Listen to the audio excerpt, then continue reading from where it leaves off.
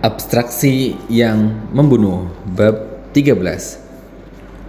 Aku mau keluar dari sini, seorang pria berteriak. Aku mau keluar, aku mau keluar.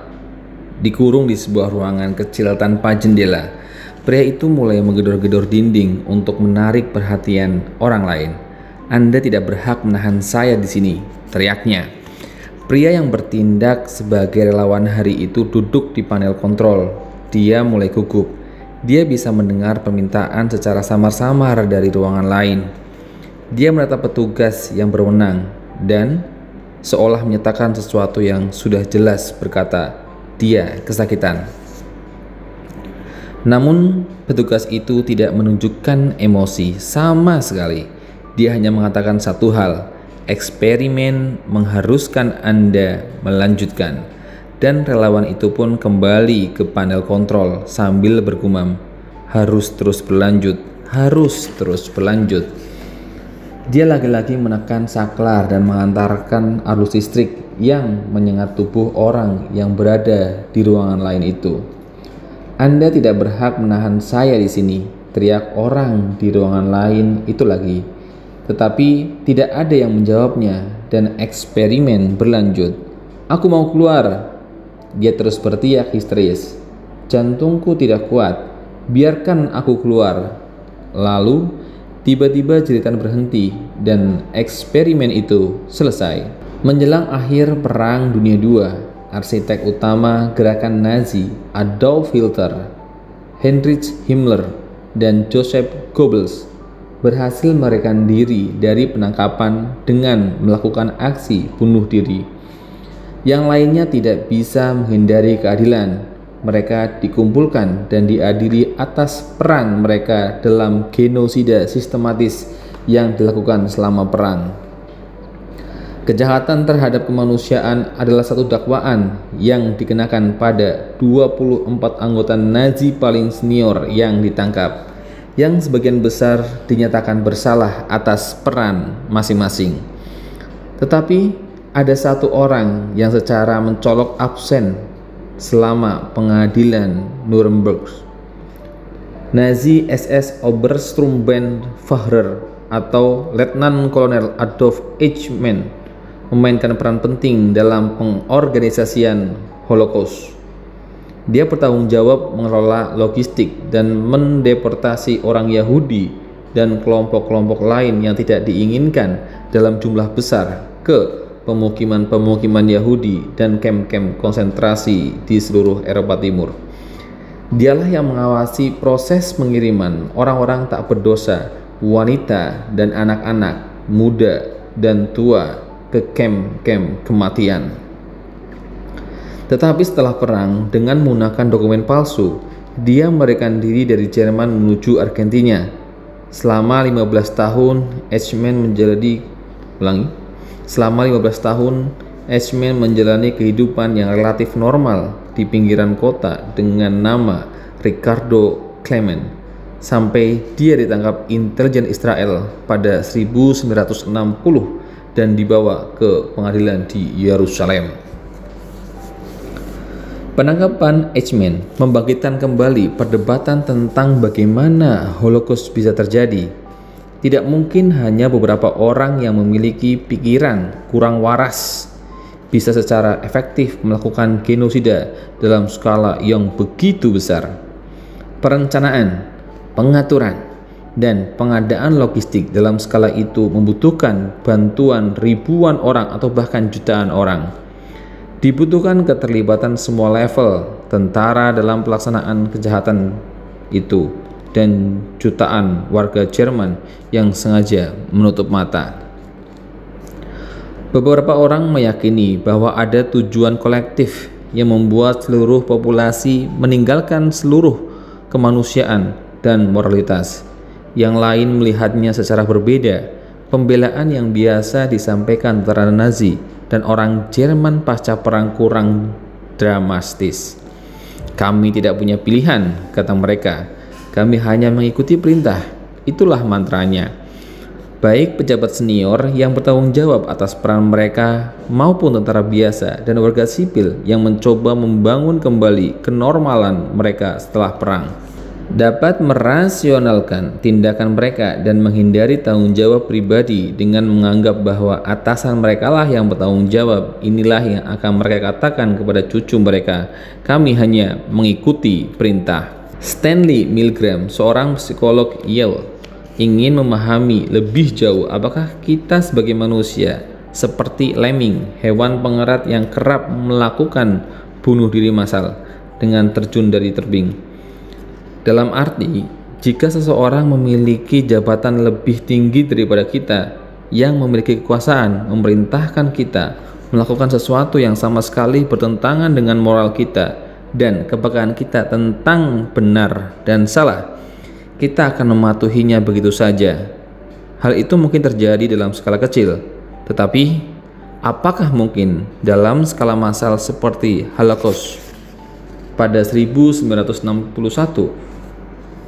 Beberapa setelah persidangan Adolf Eichmann di Israel, Milgram merancang sebuah eksperimen tentang memahami ketaatan kita terhadap otoritas. Eksperimennya relatif sederhana. Dalam setiap pelaksanaannya ada dua relawan. Seseorang akan memainkan peran guru dan lainnya akan memainkan peran murid. Orang yang memainkan murid itu sebenarnya ilmuwan lain yang terlibat dalam eksperimen ini. Untuk menetapkan perannya, relawan yang asli diminta mengambil selembar kertas dari dalam topi yang menentukan perannya sebagai guru atau murid. Sebenarnya, pada kedua lembar kertas tersebut tertulis guru, sehingga relawan beranggapan bahwa dia mendapatkan peran itu secara kebetulan. Para relawan yang memainkan peran guru yang direkrut dari iklan surat kabar serta diberitahu bahwa mereka terlibat dalam penelitian tentang memori dan pembelajaran duduk di depan panel kontrol dengan serangkaian saklar. Setiap subjek eksperimen, relawan asli yang berperan sebagai guru dan seorang ilmu yang berperan sebagai murid, diberitahu bahwa serangkaian pertanyaan akan diajukan kepada murid. Jika murid salah menjawab atau menolak menjawab pertanyaan, guru harus menekan saklar di panel yang akan menyetrum murid tersebut. Sebenarnya aliran listrik yang digunakan selama eksperimen itu rendah, setrum sebesar 15 volt, juga diberikan kepada para guru sekedar agar mereka tahu seperti apa rasanya. Ada 30 saklar pada panel itu yang diberi label 15 volt sampai 450 volt. Dengan setiap saklar berkelipatan 15 volt, guru dapat melihat dengan sangat jelas bahwa setiap saklar berisi setrum yang semakin kuat. Untuk memastikan bahwa guru memahami implikasi semakin meningkatnya kekuatan setrum, terdapat label pada rentang tertentu antara voltase 15 dan 75. Misalnya, diberi label aliran listrik ringan. Saklar yang kisaran 75 sampai 120 volt ditulis aliran listrik sedang. Rentang 135 sampai 180 volt diberi label aliran listrik tinggi. Label berikutnya mencakup aliran listrik sangat tinggi, aliran listrik amat sangat tinggi, dan aliran listrik sangat ekstrim. Lalu kisaran 375 sampai 420 volt tertulis bahaya. Aliran listrik mengakibatkan kelumpuhan. Rentang terakhir 435 sampai 450 volt dicat merah dan hanya ditandai XXX. Arti setiap saklar itu sudah amat jelas. Sebanyak 160 relawan mengikuti eksperimen dengan 4 variasi. Setiap variasi berjumlah 40 relawan. Dalam satu variasi, ilmuwan yang berperan sebagai murid duduk persis di samping guru, dan guru harus secara fisik meletakkan tangan si murid pada plat aliran listrik. Dalam variasi lain, murid berada di dalam ruangan bersama guru. Guru bisa melihat dan mendengar reaksi murid setiap kali ia menerima kejutan listrik. Tak ada keraguan lagi tentang dampak dari setiap keputusan untuk menekan saklar. Dalam variasi lain, murid berada di ruangan terpisah. Meskipun guru tidak dapat melihat dampak setruman tersebut, dia bisa dengan jelas mendengar teriakan protes dan jerit kesakitan murid di balik dinding.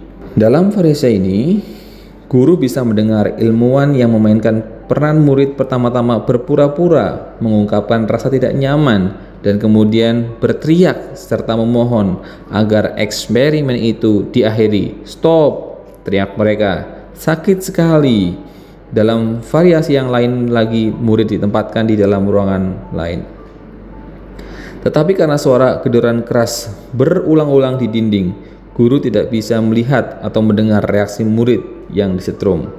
Seperti sudah diduga, semua relawan mengungkapkan keprihatinan mereka ketika mereka menyadari atau percaya bahwa mereka menyebabkan rasa sakit pada murid tersebut. Mereka akan memandang sang ilmuwan yang berdiri di samping mereka dalam balutan jas lap putih sambil membawa papan catatan dan menanyakan apakah mereka harus melanjutkan eksperimen mereka menyakiti orang lain. Ketika relawan itu menyatakan keinginannya pada kesempatan pertama untuk menghentikan eksperimen atau tidak lagi ikut serta dalam eksperimen itu, ilmuwan tersebut berkata, "Mohon lanjutkan." Jika relawan tersebut untuk kedua kalinya menyatakan keinginannya untuk berhenti, ilmuwan tersebut akan selalu mengatakan, "Eksperimen mengharuskan Anda melanjutkan." Ketika frekuensi penekanan saklar terus bertambah, beberapa relawan mulai gelisah, sangat gelisah. Mereka mulai berkeringat dan gemetar. Meski sangat tidak nyaman, sebagian besar melanjutkan eksperimen. Pada saat menyatakan keinginan untuk menghentikan eksperimen ketiga kalinya, ilmuwan tersebut menjawab dengan dingin, "Anda wajib melanjutkannya." Setelah protes keempat, ilmuwan tersebut menanggapi dengan sederhana, "Anda tidak punya pilihan lain, Anda harus melanjutkan." Jika relawan masih tetap protes, eksperimen itu langsung berakhir. Menurut Anda, seberapa jauh Anda akan melanjutkannya? Seberapa parah rasa sakit yang bisa Anda timbulkan pada seseorang sebelum Anda berhenti menyakitinya? Sebagian besar dari kita akan mengatakan bahwa kita tidak akan melanjutkan terlalu jauh dan kita akan berhenti jauh sebelum kita yakin bahwa kita telah menyakiti seseorang. Para ilmuwan itu mengharapkan hal yang sama. Sebelum eksperimen, mereka memperkirakan bahwa 2-3% akan melanjutkan eksperimen dan orang-orang itu menunjukkan kecenderungan psikopat. Tetapi hasil yang sesungguhnya sangat mengerikan. Ketika para relawan harus meletakkan tangan siswa di atas plat aliran listrik, 70% berhenti dari eksperimen tanpa melanjutkan terlalu jauh. Ketika relawan berada di ruangan yang sama, tetapi tidak perlu menyentuh murid secara fisik, jumlahnya turun sedikit, yaitu 60% menolak untuk melanjutkan. Tetapi saat mereka tidak bisa melihat murid kesakitan atau mendengar teriakan mereka, hanya 30% yang menolak melanjutkan. Itu berarti 65% relawan melewati keseluruhan eksperimen, mencapai saklar terakhir dan dengan aneka maksud serta tujuan membunuh seseorang. Eksperimen itu dikritik karena tidak etis. Hampir 80 orang yang bangun pagi dengan keyakinan bahwa mereka orang baik pulang ke rumah dengan pengetahuan bahwa mereka bisa membunuh seseorang. Meskipun mereka menyatakan keprihatinan, meskipun mereka gelisah, meskipun mereka merasa tindakan mereka bisa berdampak negatif, bahkan dampak negatif yang serius, mayoritas tetap melanjutkan eksperimen. Setelah eksperimen berakhir, meskipun yakin bahwa murid tersebut mungkin sakit atau terluka parah, para relawan tersebut khawatir dipersalahkan dengan bersikeras bahwa bukan mereka yang harus bertanggung jawab atas kejadian itu. Tidak satu relawan pun menunjukkan kepedulian terhadap kondisi murid. Tidak seorang pun berniat melihat ruangan tempat murid tersebut berada. Mereka lebih peduli untuk menyelamatkan diri sendiri.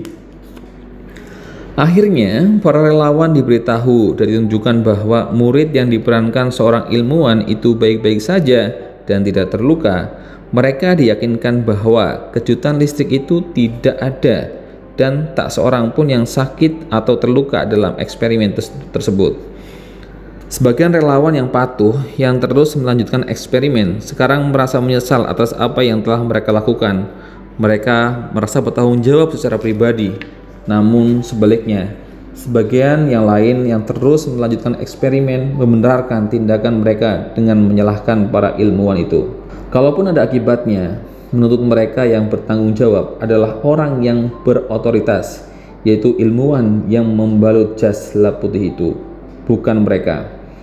Lagi pula, mereka hanya melaksanakan perintah. Beberapa bahkan menyalahkan murid itu. Dia begitu bodoh dan keras kepala, kata seorang relawan yang mencoba membenarkan tindakannya. Dia pantas disetrum. Menariknya, hampir semua relawan yang menolak melanjutkan eksperimen itu merasa bertanggung jawab atas tuntutan moral yang lebih besar begitu menyadari mereka menyebabkan rasa sakit terhadap orang lain. Beberapa relawan bersikap religius, tetapi mereka semua merasa bertanggung jawab atas otoritas yang lebih tinggi daripada para ilmuwan di ruangan itu. Kenyataannya, eksperimen Milgram sedang berlangsung setiap hari di kantor-kantor di seluruh negeri dan di seluruh dunia. Siklus abstraksi yang mewabah pada kapitalisme dapat kita lihat dengan mudah saat kita memandang kesimpulan-kesimpulan Milgram dari sudut yang lebih luas. Abstraksi tidak terbatas pada ruang fisik, tetapi juga mencakup sifat abstraksi angka-angka. Semakin besar perusahaan kita, semakin jauh jarak fisik antara kita dan para karyawan kita atau pembeli produk kita.